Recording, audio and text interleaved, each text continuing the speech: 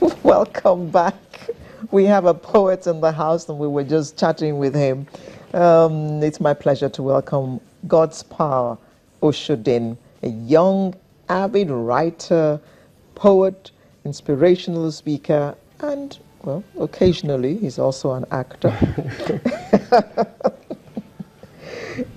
He's a prolific writer and he has loads of poems, and he's about to put out his first book of poems. Yeah.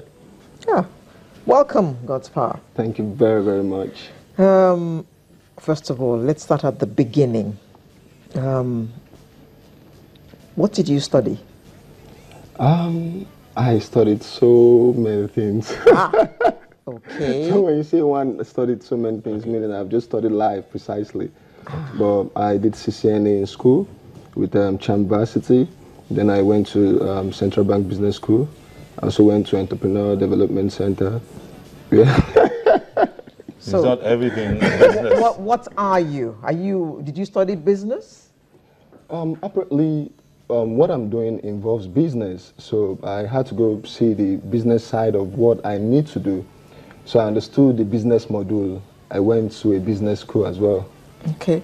Who was the person who came and talked to us about the business side of music? Yeah, so how did you get into writing? This started a very long time ago.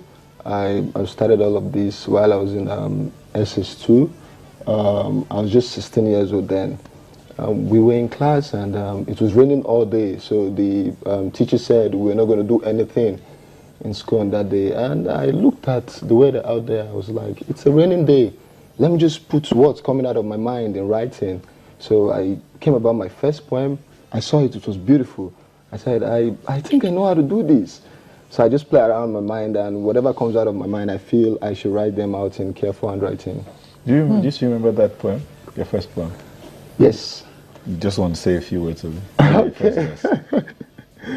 Okay, raining days blazing through my mind. The weather is calm and it has dashed past my side.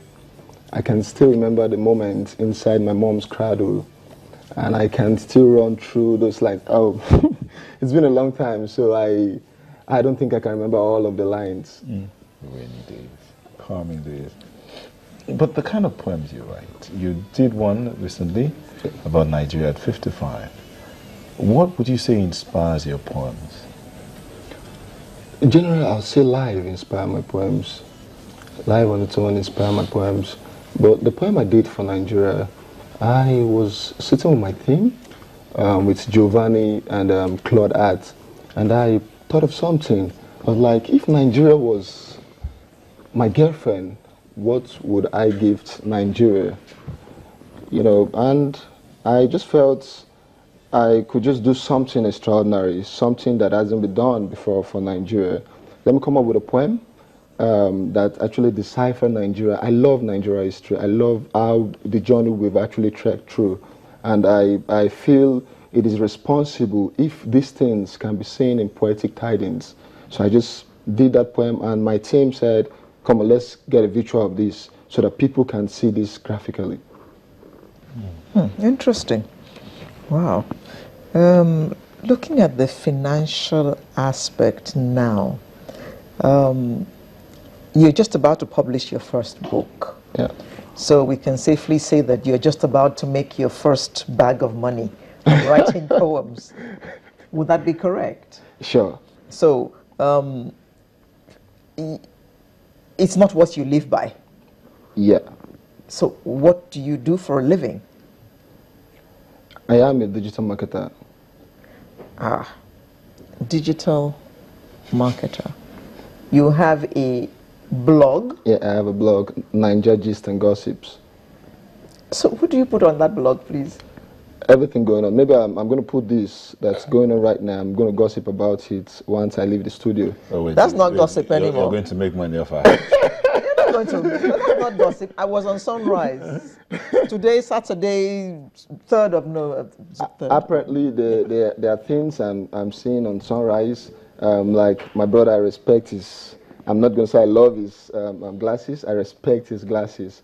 because they are gazing directly at me. And your hair as well. I'm seeing some lines I can pull down from your entire outlook. Poetry. Poetry. Okay. You said all this started for you when you were in SS2.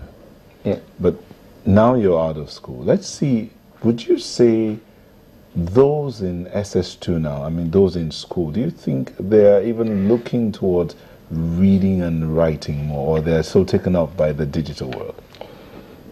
Well, I think we've lost that value in this part of the world. The youth have lost that value. Nobody give a call to writing anymore. Nobody give a call to poetry. That's why you see a poet hiding himself in a dark dungeon, just keeping to his own self or our own self, you know, because people do not see poetry as a commercial light. They prefer to dazzle themselves with social media, with the old Facebook thing. They don't want to interchange ideas, intellectual idea from the best form.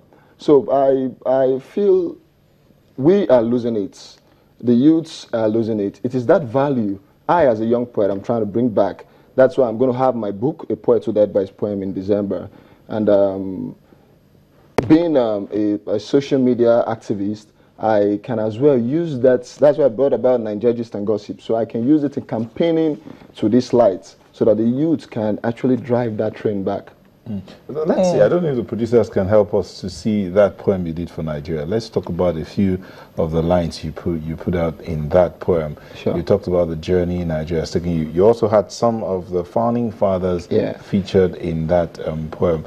And many young people today hardly remember what the founding fathers said. What was it that struck you most about what they had to say? Like I said, I'm actually an advocate of Nigeria on its own. And, you know, the best way I can actually pass my own message is writing them down. And poetically, I looked at our journey. Our founding fathers have done their best. They were there, they give it all out